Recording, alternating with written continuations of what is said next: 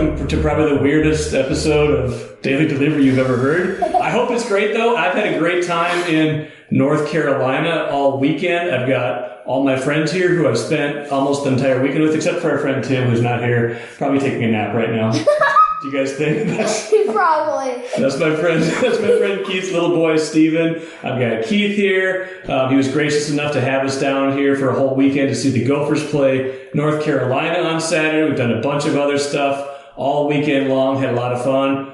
My friend Paul is here. Say hi, Paul. Hey, everybody. Got my friend Rob here. Hi.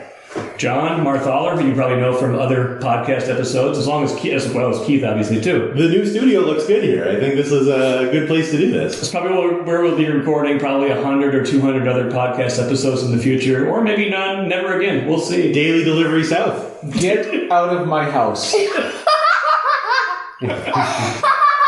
The extremely loud laughter is Steven, but that's okay. Guys, it's been an amazing weekend. I want to give a weekend recap because primarily we've been down here watching a lot of sports. We came down here primarily to see the Gophers North Carolina game on Saturday, but the whole weekend recap is basically got in late Friday. Rob, John, Paul, and myself endured a kind of a nightmarish rental car story that maybe we'll get into here in a little bit. Rental car was not really available till Saturday morning, but apparently that's kind of common here in North Carolina. Maybe you can explain that to me, Keith, how that happened. But I live here. I he never lives rent here. a car here. Yeah, he did. That's true. I got nothing. State law requires there to be fewer cars than actual people who want them. Probably not the foremost expert on renting cars because you do live here. What does that mean? What does what mean? Renting a car? No, what Paul just said. That's not Paul, it's John. Oh.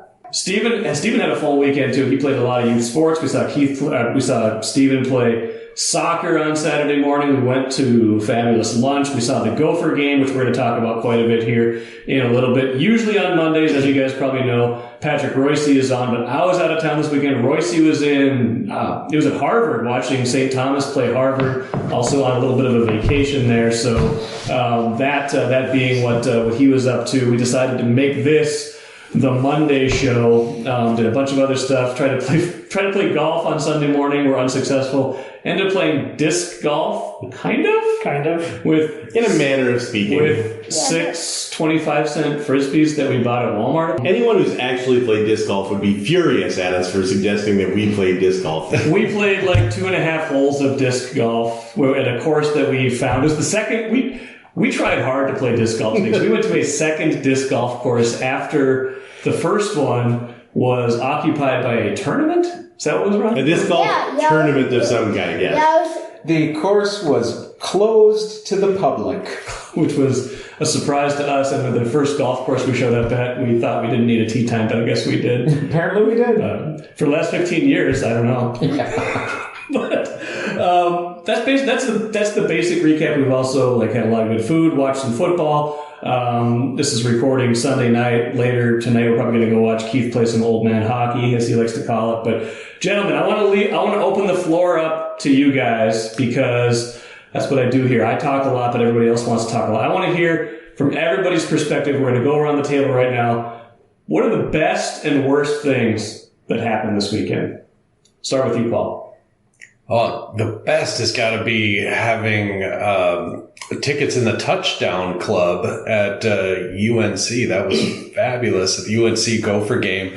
And then the flip side was the worst, was having such a close-up view of that Gophers disaster and their lack of any chance, any risk-taking in the game. But that touchdown club was just an amazing game. The seats were amazing. Rob, what was your highlights and lowlights of this weekend? Yeah, I agree. The touchdown club was fantastic. Just the entire experience of going to the game, being on campus at a major college for a sporting event. It's the first time I've been to a Gophers football game away, and it was impressive to see all the other Minnesota fans in attendance. But yeah, well, actually, the worst part was the car rental part. I was going to say the worst part was some of the decision making during. We might as well talk about that now. We might as well talk about the car rental. Are we allowed to say the name of the company? No, I mean we don't need to. I'll be writing them a strongly worded email from my Star Tribune account. There was, we'll just say this way. There was once, a long time ago, there were 2 car rental companies that were battling for being number one. This was neither one of those. That's true. But they said we had a reservation. We showed up. It was late. We were not the only ones to have this problem. There was a very long line. We had a late flight on Friday getting in at like 11:30 in the Raleigh-Durham area. And we go to get our car, and we get off the shuttle. Everything seems okay, but there's a long line when we get there. And like, we're all like me, Paul, John, Ringo. Ringo?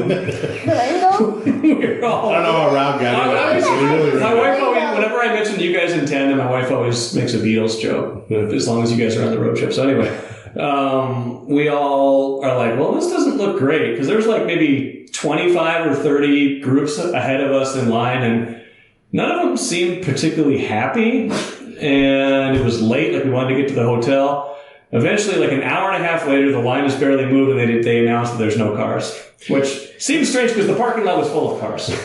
If you've never seen a line of 30 people at 1 a.m. and just felt the utter waves of frustration rolling off them as they see a car rental employee leaving to go out the door to see if they have any cars they can find in the lot, it's an experience you wouldn't want to miss. It was breathtaking. It was breathtaking. But the upshot was we took was it a Lyft or an Uber? It doesn't matter at this point. We took we were transported to our hotel. Went back. Some great sports podcasting. I'm setting the scene for the whole weekend. Telling the story. We go back the next morning. We get our car, and it's okay because we get everything done that we're going to do. We go to the soccer game. We get to the football game in plenty of time. And John, I forgot. I kind of cut you off. What are your highlights and lowlights of the weekend? What was your best and worst moments? I think the low light was watching Keith walk across the UNC campus trying to high five Gopher fans, all of whom reacted. I mean, this is just a Minnesota thing, I think, but all of them reacted like Keith was about to try to steal their wallets. Yeah, he was like, "High five up top, Roger Gophers, come on!" And all of them were like, "Ugh." So that's I get it, Minnesotans. I'm right there with you. I think my highlight was visiting the Old Well on the North Carolina campus. And I'll tell you why. I didn't know anything about the Old Well. I didn't know anything about the Old Well. Apparently I've seen this on logos, right, Keith? Yeah. This is what you told me. This is the symbol of North Carolina. It's the thing that's on everybody's cards. Every basketball game, they always show it at some point in time. The Old Well is the thing that you know as the symbol of UNC. As it turns out, I have seen it before, but I thought it was like a bell tower. But we went and visited to take our picture with it, and it's a drinking fountain. That's the symbol of the University of North Carolina? Yeah, the Old Is a well. drinking fountain. Well, I feel like it was they a can do well better. at one point in time. I'm just saying, I'm a little disappointed in the University of North. It's the South. It's supposed to be tradition and pageantry, and there's a drinking fountain. That's the height of campus. Drinking out of a well is not traditional enough for you. That's not enough. You're not getting enough of the old school. We're walking from How old school in the South do you want to get, John? We're walking from where we parked to the football game, and Keith diverts us halfway through. He's like, "Oh, we should go now. Let's go now and go see the Old Well." Yeah. And I think every one of us said something like, "The one that Timmy fell down." Yeah. I had no idea, so I learned something about the University of North Carolina, and that was my highlight. I guess I presume that you paid attention when you were watching the basketball games, but that's okay. No, I don't pay attention to things. Fair enough. Steven, what were your favorite parts of this weekend, and maybe what was your least favorite part of this weekend? Probably my least favorite part. I agree with John. Just watch my dad walk around, give other Minnesota fans high fives like he knows them. Were you embarrassed by your dad? No, I was just surprised that he was doing that. You know what? I've known your dad for like 35 years. I was not surprised. He's exhibited that kind of behavior for pretty much his whole life. I agree with that. I agree with that. Okay. All right. Well, was there anything that you really liked about this weekend? I mean, you got to meet members of the Carolina Hurricanes. I got Seth Jarvis' autograph. Awesome. You love the Hurricanes. Yeah. How many goals did you score this weekend? 2. Two soccer goals. What were your celebrations afterwards? I did the Gertie and what's the other one called? It's the Cristiano Ronaldo celebration. Yeah. Did the Ronaldo celebration as well. I don't know what that's called. John, do you know what that's called? I just know everybody goes, "Sue," when he does it. Okay. That's that's the name for it? No. Anyway, I tried to walk out after that one. Like, in Spanish that means yes. So, the celebration is probably not called yes. Probably not called yes. Okay. Well, that's not. You had a lot of highlights this week. Yeah. You didn't have as many bad moments. You were not in the line for the rental car. Probably the best part was our seats at the football game. Yes, those were awesome. Those were amazing seats. Grand Casino would like to take a moment and salute the true football fan. The passion, the hope, the anticipation, that incomparable feeling of winning. Grand Casino would also like to take a moment to remind you that you can find all that anticipation, thrill, and winning at Grand Casino. Grand Casino. Let your story begin. All right, Keith. Highlights and lowlights. Look, I only express myself in poetry on this podcast. Yes. In case you guys didn't put this together, Keith is the very good friend of mine who's on during the Vikings season, usually on Tuesdays with his Vikings poetry. He has Gophers poetry, I believe. I have a couple of haiku if you'd like to talk about the game now. Sure. I think we're ready to talk about the game because that was a game that is worth talking about. Okay. Haiku number 1. Okay. Gofku. Gofku. Gofku. Yuku? Whatever. Yuku. Whatever. Yuku. When we row the boat, do we make bad decisions that are cowardly? I might have said that while we were in the touchdown club watching the game directly. The touchdown club, by the way, is like basically right behind the end zone. Like if you saw them struggling to put up the net at all during the game as you were watching on TV or whether you were in attendance. As UNC was scoring, not the Gophers. You know what? Listen, you guys, I want to hear what you guys think, and we talked about this plenty already just as we were talking about things as over the weekend, but I don't understand why they didn't go for it in the second half. And they had 2 possessions in the second half. They're down. I think at one point it was either 21-13 or 24-13. It's like getting late, like late third, early fourth. They don't go for it. They punt. Like one of them was like 4th and 9. Like, maybe that's too early to go for it. I mean, I'm kind of aggressive on 4th downs. I like the analytics. I like you got to go for it. You got to try it. But the other one was like a 4th and 2, a 4th and 3 from midfield. It's still 24-13 at that point. And listen, like the talent deficit in this game, I think was pretty obvious, especially at quarterback. I don't think this was the difference in the game. We can talk about how good Drake May was, how bad Ethan Kaliakmanis was in this game, how his receivers didn't do him favors, how there was some key moments. But this is like a recurring theme with PJ Fleck, that in these moments, a lot of times I feel like he lacks game feel. And in this game, I thought it was really bad form to punt in those situations. I think they just played Nebraska too many times. With Nebraska, you just have to be there. Then Nebraska will beat themselves in the fourth quarter. Yeah, that's true. I mean, I don't know. I don't know what I expected. But here's the thing, right? And I'm not the first person to point this out, but it needs to be pointed out again that we have this perception of PJ Fleck as this new school coach who does all these crazy things that speak to the kids nowadays. But he is a fundamentally conservative football coach. Yes. To the point where it's just utterly frustrating with with some of the choices that he makes. And we said it before during the course of this weekend, as far as I'm concerned, if you could keep 70% of PJ Fleck, if you could keep the recruiting and the building the culture and what have you, that would be great. If you could get somebody else to actually coach the football games, that I think would also be ideal. Yeah, but that said, if I was PJ Fleck, after watching my quarterbacks winging around like that, I'd be installing the single wing this week. Just go to the straight wing P and do a lot of fake handoffs. So every time the ball was in the air, it was a potential disaster. He has produced a game plan that has allowed the Gophers to have the most success that I have seen in my lifetime.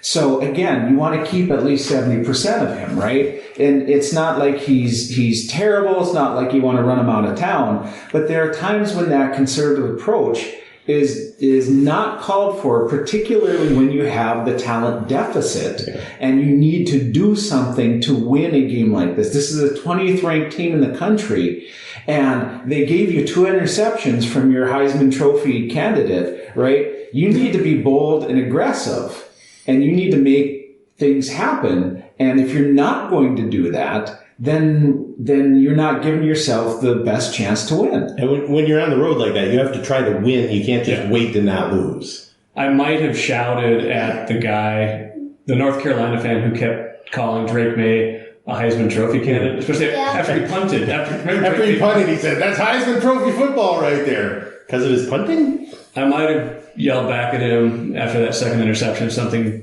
about the Heisman Trophy candidate. I might have. What did you yell at him? Like, "That's a Heisman Trophy quarterback!" I might have yelled that at him. But, it was all in good fun. I'm sure that he was very hurt. It was all in good fun. It was all in good fun. As his team went away 18 points. But it was, that wasn't the difference in the game, but it was frustrating. It's frustrating all at once to see them play like that because it's just not good football against good teams.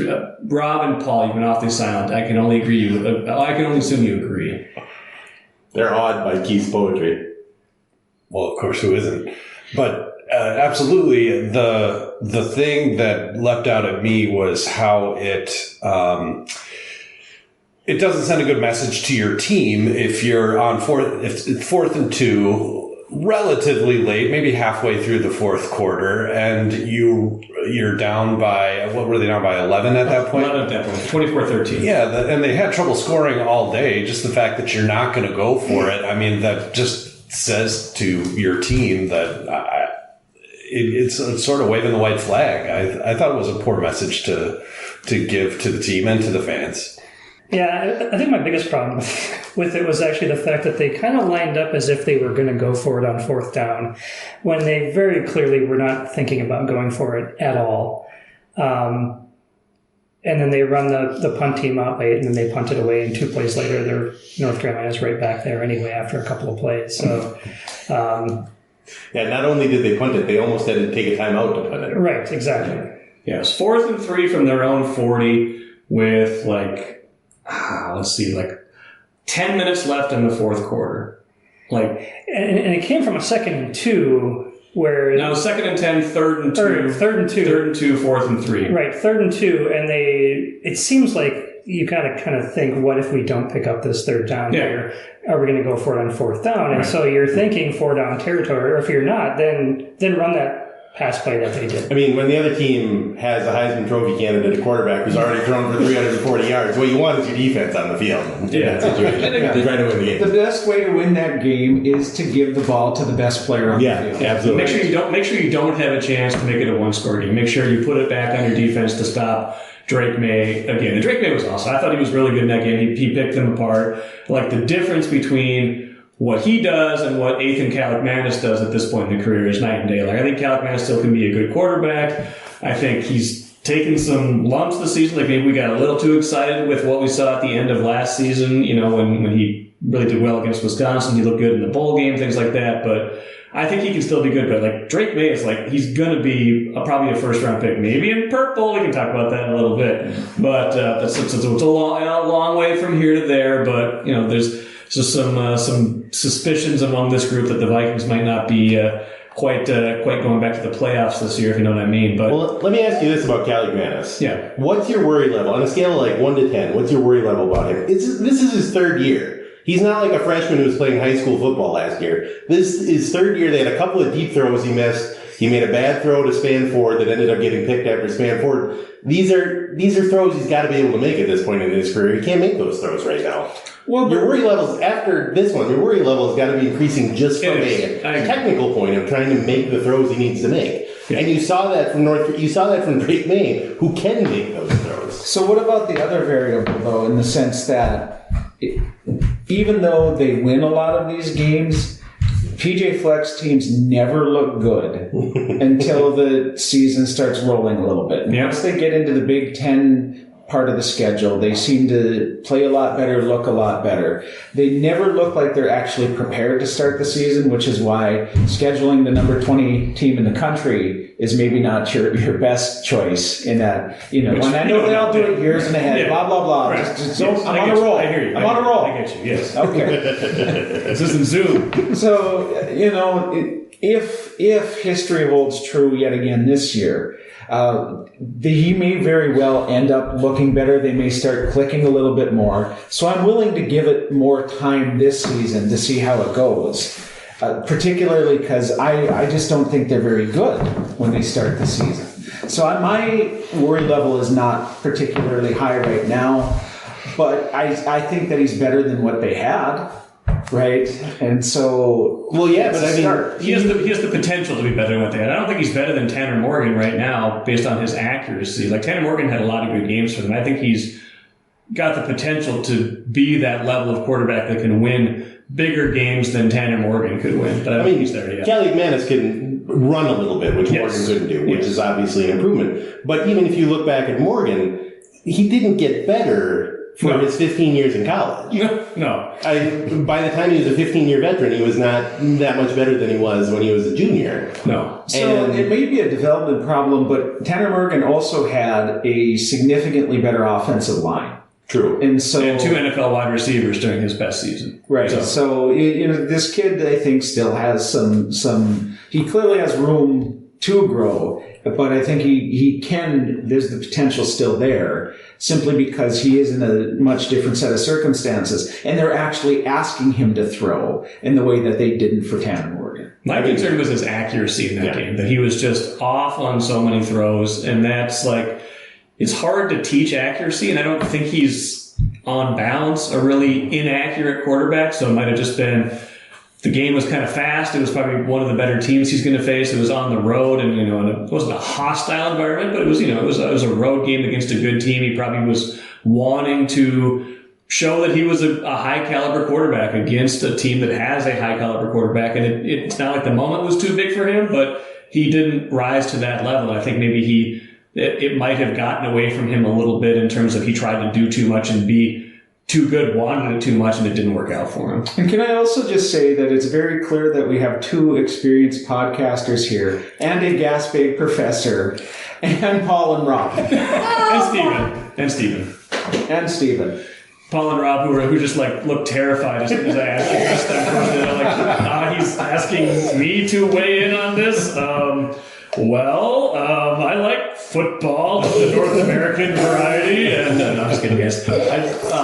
We're all U of M alums, so we've seen 30 years of Gopher football or more than that. So our misfortune. We're not complaining about necessarily what the direction of this program is, but we're kind of at the point now where you're nitpicking and wanting this program to get to a slightly bigger level. And this was the kind of game where you're like, okay, if they could win this game, then you feel like, okay, this isn't supposed to be a great year, but they went on the road and beat the number 20 team in the country with a potential top 5 pick quarterback. They didn't look like they were in the same class as North Carolina for a lot of the day, even quarterback aside. I kind of disagree with that. I think they were in North Carolina's class except for the difference at quarterback. Okay. I think, but of the other 21 positions on the field, I think it was a pretty even game. The Gophers had a lot of success running the ball. They did. North Carolina couldn't run the ball. I think May had about half of their rushing yards.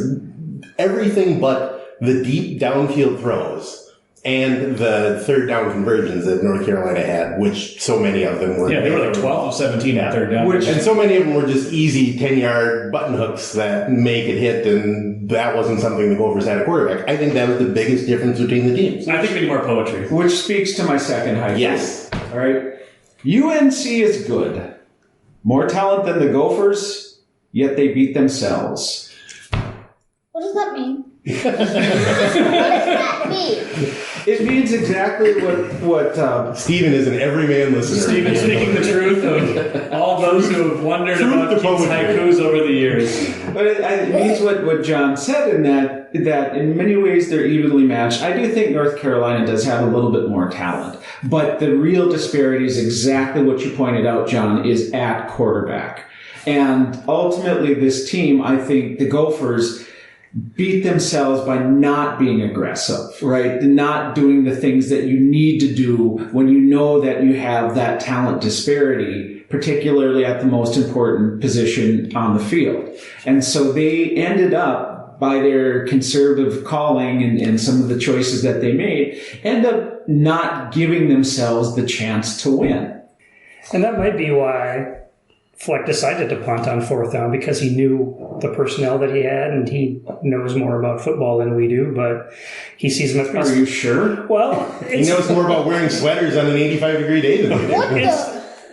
I actually have more respect for him for that. No, I sat in that in the sun. And I would have burst into flames if I was wearing PJ Fleck was wearing it. And he still looked pretty good over there with his silly little sweater on. But it's like whenever somebody would ask Zimmer about, let's see the third string quarterback, he's like, well, I see him at practice every day. Right. He knows what he's got, and I think he knew that maybe we just had no chance of getting this.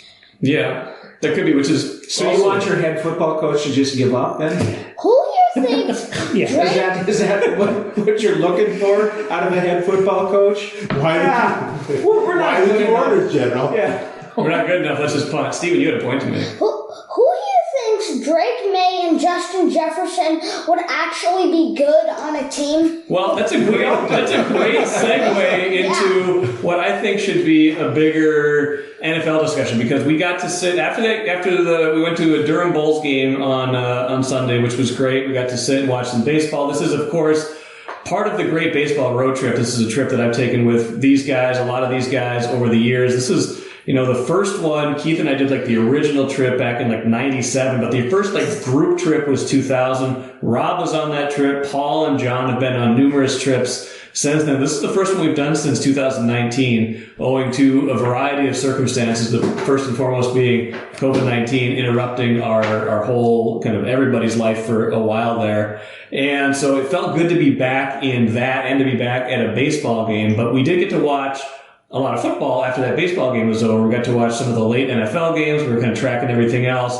And naturally, a lot of us grew up watching the Vikings. I still help cover the Vikings to an extent, on the Access Vikings podcast. I'm out there at least once a week. I'm not a beat writer, of course, and I don't cover the team day in, day out, but I still watch every single Vikings game. These guys do a lot too. Paul's a Packers fan, so we don't.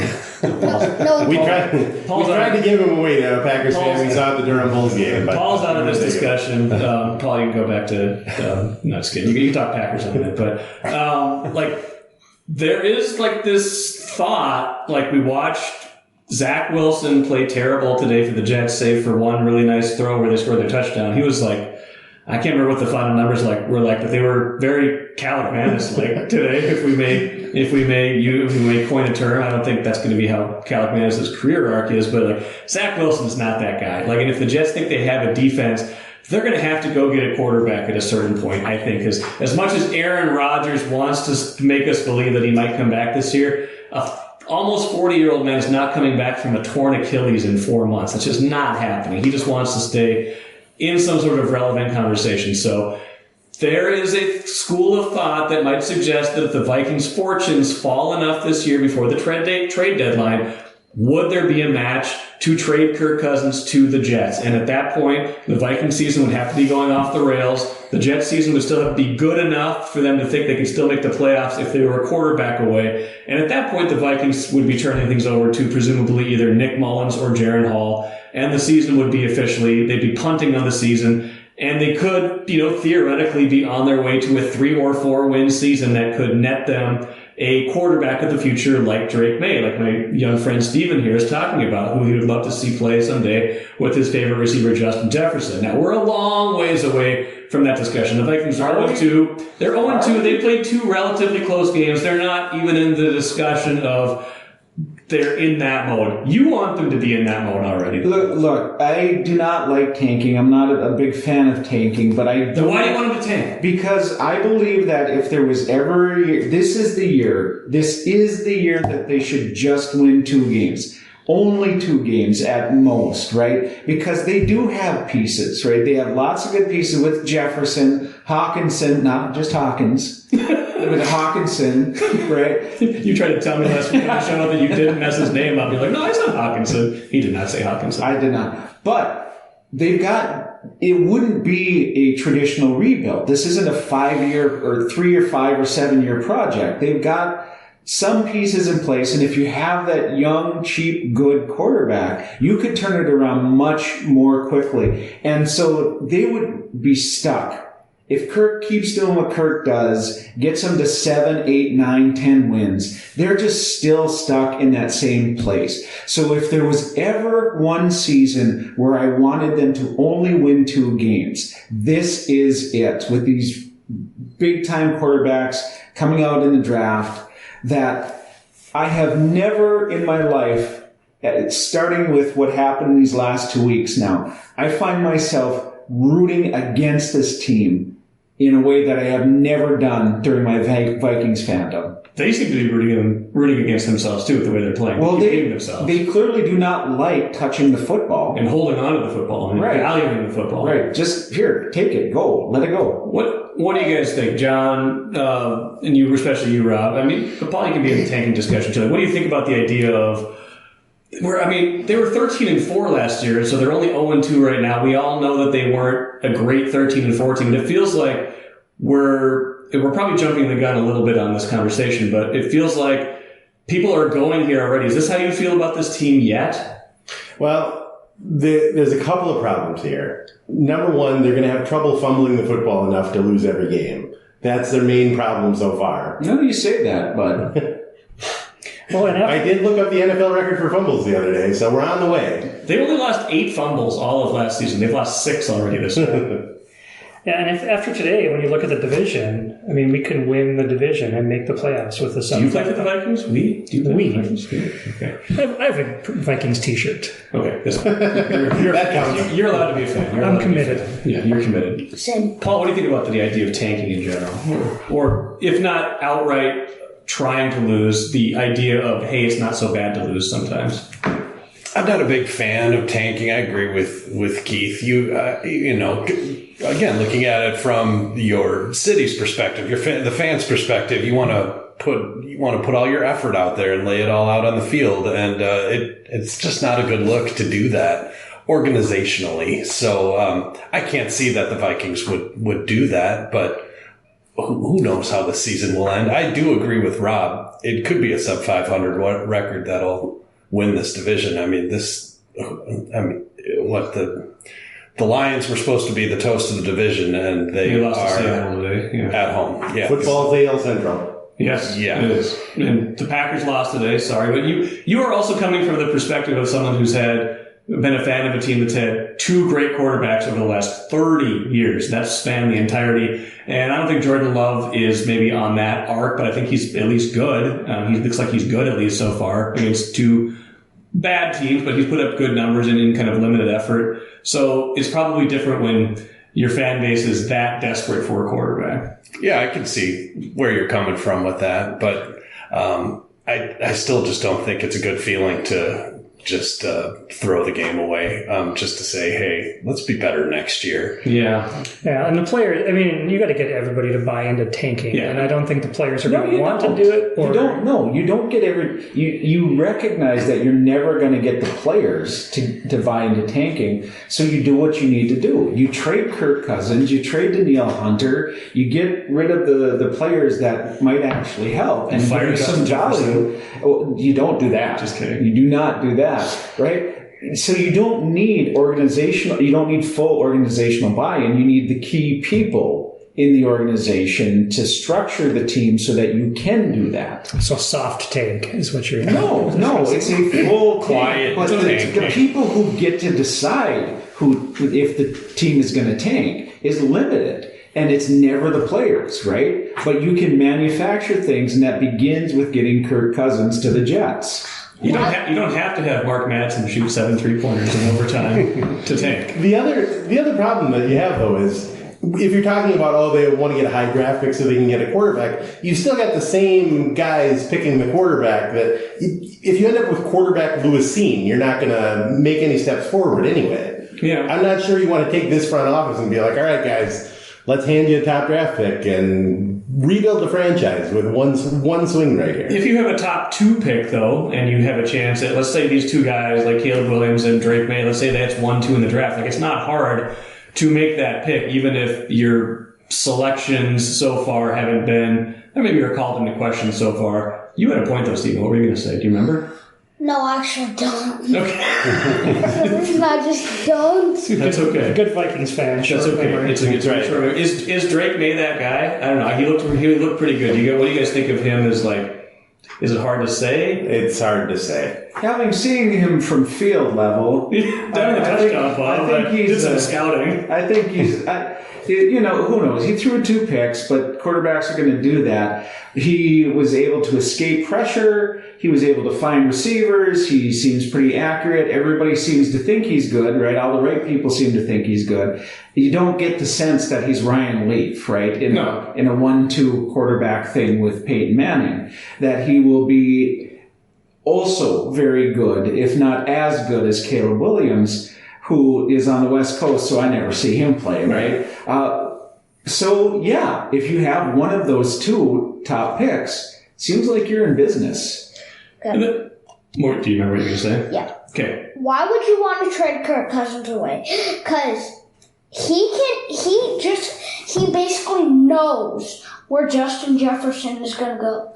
Because they have been on a team for like a lot of years. So why would you want to trade him away? I love that Steven's like the voice of reason. The 7-year-old is the voice of reason on the Daily Delivery podcast. I mean, that's a good point. Like everything that Justin Jefferson has done so far in his career has been with Kirk Cousins as his quarterback. And as much as we like to malign Kirk, he's had a pretty good start to the season. Like he was especially good in that Eagles game. Now he's fumbled twice. Brilliant throw in Buffalo that really made that catch for Justin Jefferson. Oh, that had to be probably the second Minneapolis miracle. Like, okay, Justin Jefferson's going to be good no matter who his quarterback is, but Kirk Cousins is good at getting Justin Jefferson the ball. Like, he's the kind of quarterback that when he gets a little bit of time, like, he knows where the ball is supposed to go. He will make a good receiver look good. Justin Jefferson might be sitting here thinking, I don't know if I want to play with somebody else like that. He didn't sign he didn't sign his extension this offseason. Like, there's a lot of variables that go into this. So I think you're making a good point. Like, Kirk Cousins, if you get rid of Kirk Cousins, you better be sure of what your plan is. That's I guess I would say that. Yeah, because you need like a good quarterback who can make like a connection with Justin Jefferson to get him the ball. You are making a lot of sense right now, Stephen. Probably a lot more than your dad sometimes makes. You don't even need poetry to make all these good, valid points. But that's these are good points. These are probably questions. Talk about football without poetry. These are questions probably for another day. I got 2 more questions for you guys before we finish. One, I want to know who was the MVP of the weekend? Steven. It's got to be Steven for scoring 2 goals. Beside me. How about beside me? The Cloud that gave us some brief shade on Saturday in the Touchdown Club. Cloud was MVP. Absolutely. Absolutely. Cloud was clutch. It was sunny in the Touchdown Club. The net. Very hot. The net guy was not happy with the net malfunctions, by the way. Yeah, because like in the beginning of the football game, the net saved us from like punts that could have went bad. That's true. Bad. Okay, my final question to everybody before we go. I appreciate everybody for listening today, but my final question to everybody is: don't you think that it's finally time that the Timberwolves move to the Eastern Conference? Oh, just God!